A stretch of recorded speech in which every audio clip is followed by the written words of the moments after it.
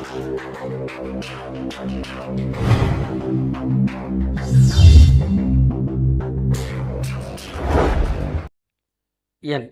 குலதெய்வமான குழந்தாளம்மனை போற்றி, பெரிய கருப்பணசாமியை போற்றி, அனைவருக்கும் எனது பணிவான வணக்கங்கள்.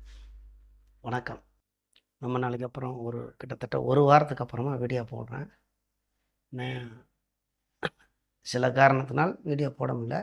சரி பார்ப்போம். நேயர் கேள்விக்கு பார்ப்போம். 2-3 பேர் கேட்டிருக்காங்க, அது என்னன்னு பார்ப்போம். ஐயா வணக்கம். 8/11/1974 செல்வம் முத்துக்குமார் என்பவர் கேட்டிருக்காரு. என் பெற்றோரை மூத்தவர்கள் திட்டி கொன்று விட்டார்கள். இப்போது என் வீட்டுக்குள் வந்து இருந்து கொண்டு சமைக்க விடாமல் மிரட்டி கொண்டிருக்கிறார்கள். 7 ஆண்டுகளாக பட்டினி. அதாவது தயவு செய்து மீண்டும் சொல்கிறேன்,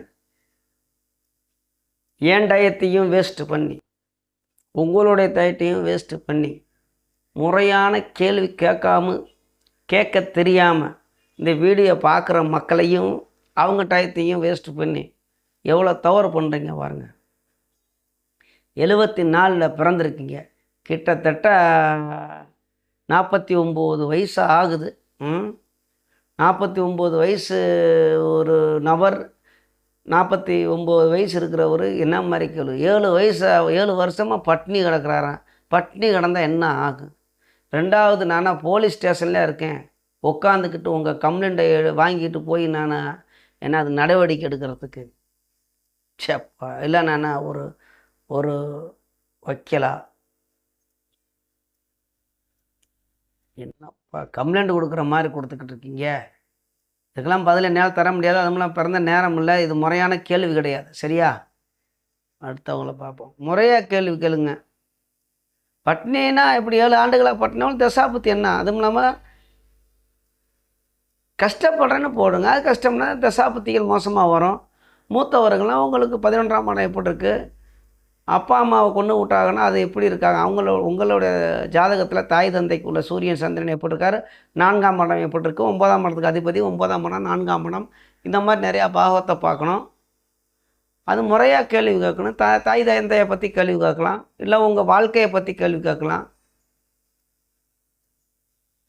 இதுக்கு பதில் என்கிட்ட இல்லை.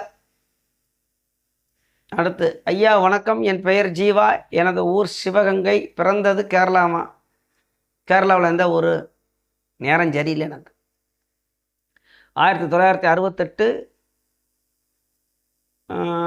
பிறந்தது கேரளா. 18/1/1968 பிறந்திருக்கீங்க. நள்ளிரவு 12:40. அந்த காலத்துலலாம் அது கரெக்டாக எப்படின்னு என்னன்னு தெரியல. 68லலாம் வந்து சிம்ம ராசி, மக நட்சத்திரம், துலா லக்னம். அப்புறம் என்பவரால் கஷ்டத்தை தவிர எந்த சுகமும் இல்லையா. அந்த லக்னம் இந்த மாதிரி பிறந்திருக்காங்க. அவர் கஷ்டத்தை தவிர சுகத்தவே அனுபவிக்கலன்னு போட்டிருக்காரு. அப்புறம் லக்ன ராசிக்கு அதிபதி, லக்னாதிபதிகள் இவர்களாம் பாவத்துவம் அடைஞ்சு பாவருடைய சேர்க்கை, பாவருடைய வீட்டில் இருந்து வீடு கொடுத்தவன் கெட்டு போய், இப்படி நிறையா விஷயங்கள் இருக்குது. லக்னத்தோட வந்து எந்த சுபக்கிரகங்களும் தொடராமல் இருக்க, ராசியை எந்த சுபக்கிரகங்களும் அதுவும் தொடர்பு கொள்ளாமல் இருக்க, எவ்வளோ விஷயங்கள் இருக்குது. இந்த மாதிரிலாம் இருந்தால் தான் நீங்கள் சொல்கிற மாதிரி உள்ள கஷ்டம்லாம் வரும். சரி போட்டு பார்ப்போம். நான் சிவகங்கனே போட்டு பார்க்கலாம். இதுக்கெல்லாம் கட்டத்தெல்லாம் போட்டு டயத்தை வேஸ்ட் பண்ணவோன்னா, நீங்கள் கொடுத்துருக்க தேதிக்கு பார்க்கும்போது 18/1/1968 12:40 அப்படிங்கும்போதே ராசி கடக ராசி தான் வருது. ஆயில நட்சத்திரம், பௌர்ணமி சந்திர யோகத்தில் பிறந்திருக்கீங்க. நல்ல ஜாதகம் தான் தெரியுது. அதே மாதிரி வந்துக்கிட்டு 2ஆம் இடத்துல சுக்கிரன் இருக்கார். 2ஆம் இடத்துல சுக்கிரங்கும்போது வாய் பேச்சிலே பொழைச்சிக்கிட்டு போயிடுவீங்களே. 2ஆம் இடத்துல சுக்கிரன் லக்னாதிபதி 2ஆம் இடத்துல இருக்கார். நீங்களே வாயிலேன்னு பேசியே வாயாலே வடையை சுடுவார் அப்படின்னு வடை சுட்டு கொண்டு யார்கிட்டயும் அது இது கஷ்டம் இது கஷ்டம்னு சொல்லி என்கிட்ட உங்கள் குடும்பம் ஓடும், உங்கள் பொழப்பு நடக்கும்ல. சரிங்களா? ஆகையினால நீங்கள் பிறந்த ஊரும் சரியாக போடுங்க. எந்த ஊரில் பிறந்தீங்கன்னு சிம்ம ராசின்னு போட்டுக்கிங்க. உங்கள் ராசி சிம்மம் கிடையாது, கடக ராசி. நட்சத்திரம் மகம் போட்டிருக்கீங்க, ஆயில நட்சத்திரம். இங்கே எனக்கு சிவகங்கன்னு போட போயிருக்கு. அதனால் முறையான இதுவும் கிடைக்கல. தசாபுத்தி என்ன கேட்டிங்க? ராகு தசை நடப்பு சுக்கிர புத்தி கேட்டிருக்கீங்க. இதில் வந்து மாங்கல்ய பலம் அப்படின்னு கேட்குறீங்க. 68 பிறந்தவருக்கு கிட்டத்தட்ட 68 57 வயசுக்காரர் மாங்கல்ய பலத்தை பற்றி கேட்குறீங்க. மாங்கல்யம்னா ஃபஸ்ட்டு திருமணம் ஆகிவிட்டதா, கல்யாணம் ஆயிடுச்சா, அதில் எதுவும் மனைவிக்கு எதுவும் இதாக இருக்காங்களா, இப்போ 2வது இப்போ கல்யாணம் பண்ணலாமா, இல்லை சுகபோகத்தை அனுபவிக்கிங்களா, இன்னொன்று வேணால் பார்க்கலாம். உங்கள் லக்கணத்துக்கு 12ஆம் இடத்தில் கேது இருந்து கொண்டு சனியால் பார்க்கப்பட்டு அதே மாதிரி செவ்வாயோட பார்வை விழுந்து சுகபோகத்தை அனுபவிக்க மாட்டேங்க. அது ஒன்றா சொல்லலாம். பெண் சுகம் அப்படிங்கிறது அதே மாதிரி சுக்கிரன் வந்து 2ஆம் இடத்துல இருந்து கொண்டு சுக்கிரனை யார்ப்பா பார்க்குறது, ஏதாவது சுக்கிரன் வந்து செவ்வாயோட வீட்டில் இருந்து கொண்டு சுக்கிரன்லாம் அது வந்து இந்த அளவுக்கு பாதிப்பு எடுக்க முடியாது. ராசி பௌர்ணமி சந்திரன் யோகத்தில் இருக்குது. ராசிநாதன் சந்திரன் ஆட்சியாக இருக்கிறார். அதேமாதிரி லக்கணத்துக்கு அதிபதியும் ஓரளவுக்கு கெடல, நல்லா தான் இருக்கார். இந்த இடத்துல சுக்கிரன் கெட்டால் கூட சுகபோகத்துக்கு பார்க்கலாம். 12ஆம் இடம் சுத்தமாக கெட்டு போச்சு, சுகபோகத்தை கொடுக்கக்கூடிய இடம். 12ஆம் இடத்துக்கு அதிபதியும் அஸ்தங்கம். மாங்கல்ய பலம்னு கேட்குறீங்க, அதே எனக்கு ஒன்றும் இல்லை. ராகு தசை அப்புறம் போட்டோம், சரி அதை அப்படியே இருக்கட்டும். அப்புறம் என்ன போட்டிருக்கீங்க, வரும் குரு தசை எப்படி இருக்கும் அப்படின்னு கேட்குறீங்க. குரு வந்து 11ஆம் இடத்துல இருந்து வக்ரமாகிறார். இந்த லக்னத்துக்கு வந்து அவயோகி தான், யோகரில் இருந்தாலும் வக்ரம் பட்டு, அதாவது கெட்டவர்கள் கெட்டுட்டால் நமக்கு யோகம்தான் அப்படி எடுத்துக்க. ஒரு எதிரி அழிஞ்சிட்டேன் அப்படின்னா நமக்கு யோகம். அந்த அடிப்படையில் உங்களுக்கு கெடுதலை கொடுக்கக்கூடிய குரு வந்து சூரியனுடைய வீட்டில் சிம்மத்தில் இருந்து கொண்டு செவ்வாயோட பார்வைப்பட்டு, அது வந்து குருமங்கள யோகம் அப்படிங்கலாம். அதனால் செவ்வாய் வந்து பார்க்குறனால, குருவை பார்க்குறனால வந்து பெரிய பாதிப்பு கிடையாது. வக்ரம் பெற்றிருக்காரு. குருதசை ஏதோ சுமாரான பலன்தான். அதாவது இந்த ராகு அளவுக்கு கெடுக்க மாட்டார், இருந்தாலும் சுமாரான. ஏன்னா சனி கூட சேர்ந்து ராகு கூட அந்த ராகு தசை நடக்கிறனால 6ஆம் இடத்துல இருந்து கொண்டு பாவிகள் நடத்தினா நல்ல தசை தான் நடக்கும். இருந்தாலும் நம்ம கெட்டு போச்சே. ராகுவும் ஒரு பாவர், சனியும் இருளு கிரகங்கள் இருந்து கொண்டு தசை நடக்கிறதுனால ஒரு பாவமாகி போய்விட்டது. சரியான தேதிலாம் போட்டீங்க, ஊர் எந்த ஊர்னு போடல.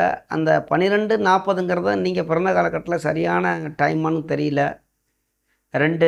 2வது உங்களுக்கு கேள்வி கேட்குறது வந்து மாங்கல்ய பலம்னா திருமணம் பண்ணுறதுக்குள்ளது யோகம் இருக்கான்னு கேட்குறீங்க, என்னன்னு தெரியல. குருதசைங்க 11ஆம் இடம் அப்படி எடுப்போம். இப்போ மனைவி இல்லைனாலும் நீங்கள் கேட்குறதுக்கு அப்படி பார்ப்போம். 11ஆம் இடம் அப்படிங்கிறது எதை குறிக்குது அப்படின்னா 2ஆம் திருமணத்தை குறிக்கக்கூடியது தான். அந்த இடத்துல குறி இருந்து கொண்டு வக்ரம் பெற்றுக்கொண்டு அந்த 11ஆம் இடத்துக்கு அதிபதி வலுவாக இருக்கிறதுனால 7ஆம் இடத்துக்கு அதிபதியும் வலுவாகத்தான் இருக்கார் உங்களுக்கு. அதையும் தான் அதான் ஜோதிடம். 7ஆம் இடத்தையும் குரு பார்க்கிறார், 7ஆம் இடத்துக்கு அதிபதியும் குரு பார்க்கிறார். இங்கே 11ஆம் இடத்துக்கு அதிபதி சூரியன் பௌர்ணமி சந்திரனால் பார்க்கப்படுகிறார். இயற்கை சுபரான புதனை அஸ்தங்கம் பண்ணியிருக்கிறார். அப்போ ரெண்டுமே வலுவாக தான் இருக்குது. இப்போ மாங்கல்யா அப்படின்னா 2ஆம் திருமணம் பண்ணலாமா அப்படின்னு கேட்டிங்கன்னா தாராளமாக பண்ணலாம், அதெல்லாம் யோகம் இருக்குது. இந்த மாதிரி ஒரு யோகம்லாம் இருக்குது.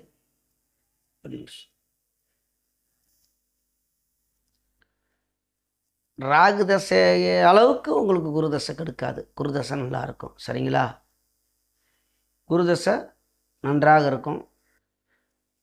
நீங்கள் அப்படி 2வது திருமணம் இல்லை யாராவது அதுக்குள்ளே ஏற்பாடு இருக்குது அப்படின்னா தாராளமாக திருமணம் பண்ணலாம். 57 வயசில் திருமணம் பண்ணலாமா அப்படின்னு எங்கிட்ட கேட்டிங்கன்னா 2வது திருமணம் இல்லை ஒரு விதவை பெண்ணுக்கு வாழ்க்கை கொடுக்கறது, இந்த மாதிரி உள்ளதெல்லாம் தாராளமாக செய்யலாம், சரிங்களா? அப்புறம் என்ன, பிறந்தத்திலிருந்து கஷ்டத்தை தவிர எந்த சுகமும் அனுபவிக்கலையா? அது நான் இங்கே ஏற்றுக்க முடியாது. சுக்கிரதசை உங்களுக்கு நீங்கள் வந்து ஆயில்யத்தில் 4ஆம் பாதம் வெறும் 8 மாதத்துக்கு புதன் தசை இருக்குது. புதனை கூட விட்டுருங்க, அது 8 மாதத்தில் அது ஒன்றும் நீங்கள் அந்த குழந்தைகள் உங்களுக்கு தெரியாது. 7 வயசுக்கு 7 வருஷம் வரைக்கும் கேது தசை, அதுவும் உங்களுக்கு ஆகும் இருக்காது. உங்கள் குடும்பத்தில் கஷ்டப்பட்டுருப்பாங்க. அதுக்கு மேலே கிட்டத்தட்ட 8 வயசில் தொடங்குகிற சுக்கிரதசை 28 வயசு வரைக்கும் இருக்குது. 2ஆம் இடத்தில் இருக்குது. அது நல்ல சுகபோகத்தை கொடுத்துருப்பார். அது 8ஆம் இடத்தோட தொடர்பு கொள்கிறார். வெளியூர் வெளிநாடு இந்த மாதிரி சுகபோகத்தெல்லாம் கொடுத்து நன்றாக தான் இருந்தீங்க. சூரியனும் நல்லா தான் கொடுத்துருக்கோம். சூரிய தசைலாம் பௌர்ணமி சந்திரனால் பார்க்கிறார். 4ஆம் இடத்துல இருக்கிறார். 4ஆம் இடத்துக்குள்ள வேலையை 11ஆம் இடத்துல 4ஆம் இடத்துல இருக்கிறதுன்றனால ஓரளவுக்கு நல்ல பலன்தான். சந்திரன் இவர்களாம் இந்த லக்கணத்துக்கு அவயோகியாக இருந்தாலும் ரொம்பலாம் கெடுக்கலை. நீங்கள் சொல்கிற அளவுக்குலாம் நான் சுகமே அனுபவிக்கலை அப்படின்னா அங்கெல்லாம் கிடையாது. எல்லாத்துக்கும் கொடுத்துருக்காங்க. நீங்கள் என்ன சுகத்தை கேட்குறீங்கன்னு தெரியல. சுகம்னா 12ஆம் இடம் கெட்டு போய்விட்டது. அது அயன பயன சாணம். அந்த இடத்துல கெட்டு போயிடுச்சு. அப்படித்தான் இருக்கும். மற்றபடி ராகு தசை ஒரு 18 வருஷம். அந்த ராகு தசை தான் இப்போ நடந்து கொண்டு இருக்குது. அது டிஸ்டர்ப் கொடுக்கத்தான் செய்யும். நிம்மதியாக தூங்க விடாது. தாம்பத்திய சுகத்தை கொடுக்காது. விரைய செலவாக ஆகி கொண்டு இருக்கும். அடுத்து குரு தசை பரவாயில்ல, நல்லாயிருக்கும். சரிங்களா? அப்போ பயப்பட வேணாம். குரு தசை நல்லா இருக்கு. தயவுசெய்து இந்த கேள்வி கேட்குறவங்க ஜாதக ரீதியில் உள்ள கேள்வியை கேளுங்க. இந்த முன்னாடி ஒரு நண்பர் கேட்டது மாதிரி மூத்தவங்க இந்த மாதிரி கொன்று விட்டாங்க, என் வீட்டில் என்னையும் அடிக்கிறாங்கன்னு இந்த மாதிரிலாம் கேள்வி கேட்காதீங்க. அதேமாதிரி பிறந்த தேதி, பிறந்த நேரம், பிறந்த ஊர் சரியாக போடுங்க. கேள்விகள் இந்த இவரே இப்போ நான் பதில் சொல்லிருக்கிறது சும்மா அந்த கேட்டிருக்கனால அவர் ராசி கேட்டதெல்லாம் நான் ஸ்கெர்லில் போடலை. ஏன்னா முறையான கேள்வி கேட்டால் முறையாக நான் போட்டு பதில் தரலாம்.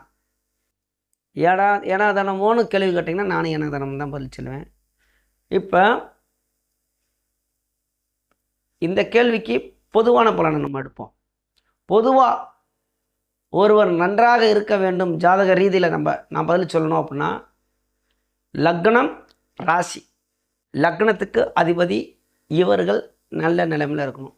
ஆட்சி உச்சம் வரணும். இல்லாட்டி ஸ்தான பலம் பெற்றிருக்கணும்.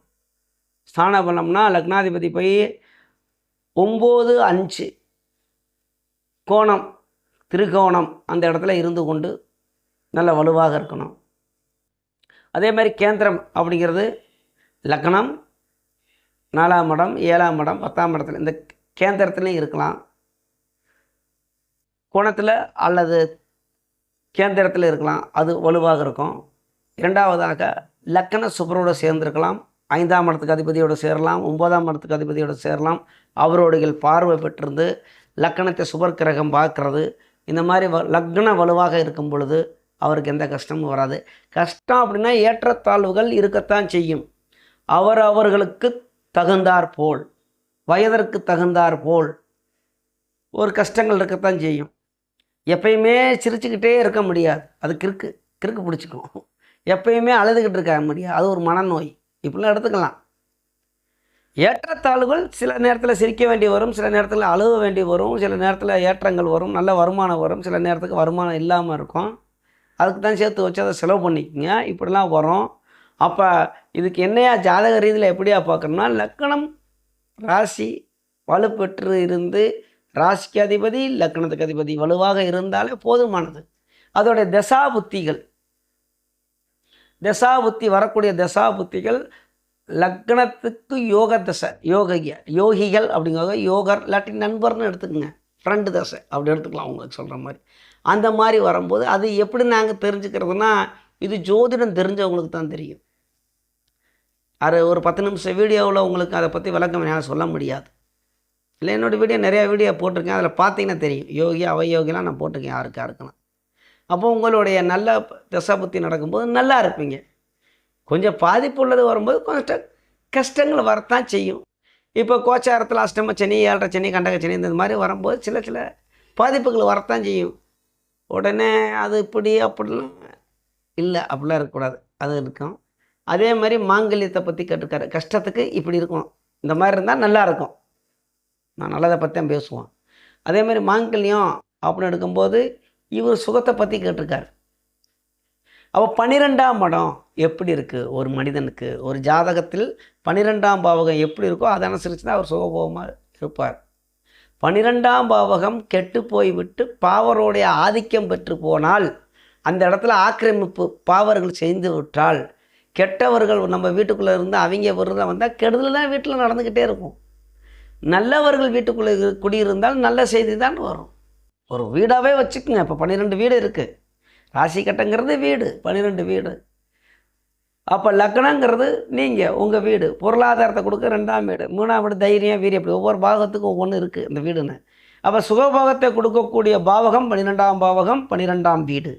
அந்த 12ஆம் வீட்டில் பாவக்கிரகமான கேது அந்த இடத்தில் இருக்கிறார். இருள் கிரகமான செவ்வாய் 8ஆம் பார்வையாக பார்க்கிறார். சனி 7ஆம் பார்வையாக பார்க்கிறார்.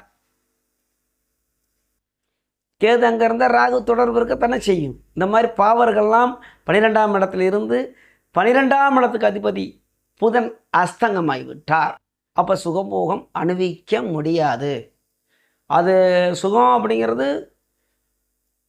சாப்பிட்றது சில பேர்த்துக்கு சுகம், சில பேர்த்துக்கு தண்ணி குடித்தா சுகம், சில பேர்த்துக்கு தூங்கினா சுகம், இப்படி பல ரீதியில். சில பேர்த்துக்கு பாட்டு கேட்டால் சுகம் வரும், ஆடுவார்கள் பாடு, அந்த இன்பம் தானே. இந்த இன்பத்தை கொடுக்கக்கூடிய இடம் 12ஆம் இடம். அவருக்கு என்ன எதில் இன்பமாக இருக்காரோ அதில் தாம்பத்திய சுகத்தையும் அதிலே பார்க்கலாம். தாம்பத்திய சுகத்தை பார்க்கும்போது அதை மட்டும் பார்த்தா போதுமா அப்படின்னா, ஒரு ஆணுடைய ஜாதகத்தில் சுக்கிரனுடைய நிலப்பாடு 12ஆம் இடத்துக்கு அதிபதி, 12ஆம் இடம், இதெல்லாம் வலுவாக இருந்தால் தாம்பத்திய சுகம் கண்டிப்பாக நேர்மையாக இருக்கும். இந்த மாங்கல்ய பலம் அப்படின்னு கேட்குறாரு. மாங்கல்யம்னா திருமணத்துக்குள்ளே தான் அது மாங்கல்யங்குவாங்க. ஒரு வயதை வச்சு பார்க்கும்போது 57 வயசில் மாங்கல்ய பலன் இருக்கான்னு கேட்குறாரு. மாங்கல்ய பலம் ராகு தசைன்னு போட்டிருக்காரு. ஓ பார்ப்போம் ஒன்றுங்க. ராகு தசை நடப்பு சுக்கிர புத்தின்னு. அப்போ இவர் என்னென்னா 2வது, நானாக ஒரு யூகம் வச்சுக்கிறேன் இவர் கேட்டதில், 2வது ஒரு திருமணம் இல்லை இந்த வயசில் ஏதோ ஒரு பொண்ணை திருமணம் பண்ணலாமா அப்படின்னு கேட்குறாரு. தாராளமாக பண்ணலாம். 11ஆம் இடத்துல குரு இருந்து கொண்டு தசை நடத்துகிறார். ஒரு விதவை பொண்ணாக இருக்கலாம், இல்லாட்டி வயதிற்கு மதிக்கத்தக்கன ஒரு இவரோட வயசுக்கு மூத்தவங்களாம் சொல்ல முடியாது. இவருக்கு 57 வயசு. பண்ணலாம், திருமணம் பண்ணலாம் நீங்கள். அப்போ இப்படி பொதுவான பலன் இப்படி நான் சொல்லிட்டேன். அதேமாதிரி உங்களுக்கு சந்தேகம் இருந்தால் சரியான கேள்வி கேளுங்க, நான் கண்டிப்பாக பதில் தர்றேன். போட்டு என்னையும் குழப்பி நீங்களும் குழப்பி பார்க்குறவங்களும் குழம்பி போய் எல்லாத்துக்கும் வேலையெல்லாம் நிறையா இருக்குது. சரிங்களா? நானே பாருங்கள், ஒரு வாரமாக வீடியோ போட முடியல, ஒரு ஷார்ட் வீடியோ கூட போட முடியல என்னால். ஏன்னா எனக்கு வேலை பல அளவு அதிகமாகிடுச்சு. இந்த கல்யாணம் அது இதுன்னு வெளியூர்லாம் போனதுனால என்னால் வீடியோ போட முடியல. இனிமேல் போடலாம். சரிங்களா? அப்போ நமது யூடியூப் சொந்தங்கள் அனைவரும் வளமுடன் வாழ்வீர்கள், நன்றாக இருப்பீர்கள். நன்றி, வணக்கம்.